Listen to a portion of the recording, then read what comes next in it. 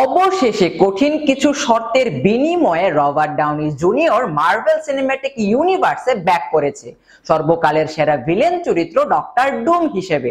কিন্তু তার এই কামব্যাক নিয়ে হচ্ছে সমালোচনা। এখন বিষয়টা হচ্ছে মার্ভেল সিনেম্যাটিক ইউনিভার্সে অ্যাভেঞ্জার্স এন্ড গেমের পর ক্যাংকে থ্যানোসের পরবর্তী মার্ভেল প্রধান ভিলেন হিসেবে এস্টাবলিশ করতে চেয়েছিল, কিন্তু অ্যাক্টর জনাথন মেজার্স এর ব্যক্তিগত কন্ট্রোভার্সির কারণে মার্ভেলকে পুরো প্লেন চেঞ্জ করতে হয় এবং ডেসপারেটলি আরডিজে কে মার্ভেলের নেক্সট প্রধান ভিলেন হিসেবে গত 28শে জুলাই কমিক কনে ঘোষণা করা হয়।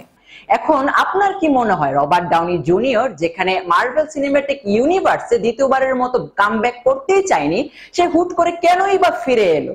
এখন বিষয়টা হচ্ছে মার্ভেল সিনেম্যাটিক ইউনিভার্সে অ্যাভেঞ্জার্স এন্ড গেমের পর ক্যাংকে থ্যানোসের পরবর্তী মার্ভেল প্রধান ভিলেন হিসেবে এস্টাবলিশ করতে চেয়েছিল, কিন্তু অ্যাক্টর জনাথন মেজার্স এর ব্যক্তিগত কন্ট্রোভার্সির কারণে মার্ভেলকে পুরো প্লেন চেঞ্জ করতে হয় এবং ডেসপারেটলি আরডিজে কে মার্ভেলের নেক্সট প্রধান ভিলেন হিসেবে গত 28শে জুলাই কমিক কনে ঘোষণা করা হয়।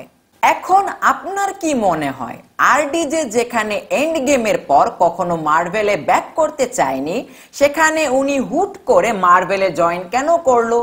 ওয়েল, বিষয়টা হচ্ছে আরডিজে এখানে জয়েন করার জন্য বেশ কিছু শর্ত দিয়েছিল।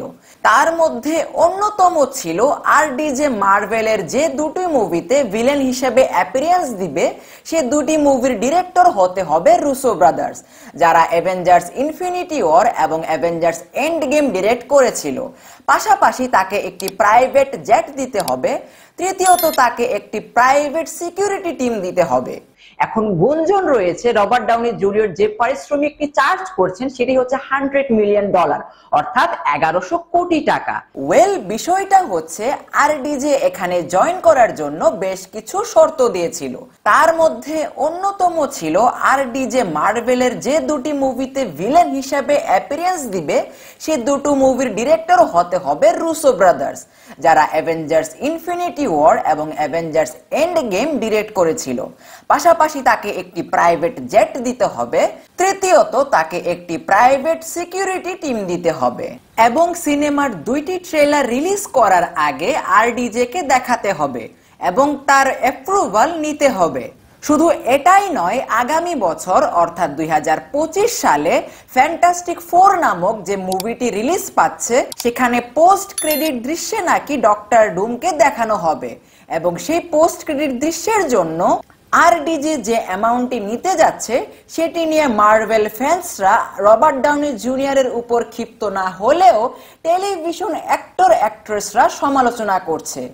তাদের মতে ডিজনি যেখানে টিভি অ্যাক্টরদের ঠিক মতো পারিশ্রমিকই দিতে পারে না, সেখানে একজন মাত্র অভিনেতাকে $100 মিলিয়ন পারিশ্রমিকের ব্যাপারটা অনেকের কাছে অযৌক্তিক মনে হচ্ছে। অবশ্য এই ব্যাপারে আপনার কি মতামত প্লিজ নিচে আমাদেরকে কমেন্ট বক্সে অবশ্যই জানাবেন এবং সেই সাথে চ্যানেলটিকে সাবস্ক্রাইব করে পথিক টিভির পাশেই থাকুন। ধন্যবাদ।